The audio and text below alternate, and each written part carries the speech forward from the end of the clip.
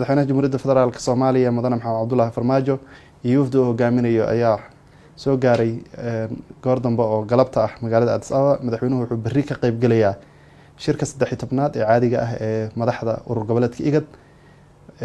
waxaana ka horeeyay shir maanta dhacay oo heer golo wasiir ah oo ka qayb galay Danjire Axmed Ciise Cawad wasiirka arrimaha dibadda, kaas oo lagu gogol xaarayay kulanka madaxdu ay berri yeelanayaan.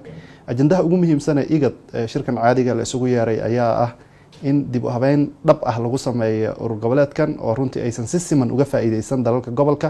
aadna moodo sanadihii u dambeeyay in kulamo badan oo ka duwan midka haatan ay dhacayeen. waxaan rajaynaynaa shirkan kadib inay noqoto urur ay dhammaan dalalka gobolka u siman yihiin, si simanna ay uga faa'iideystaan, xooggeedana lagu saaro sidii lagu horumarin lahaa dhaqaalaha gobolka.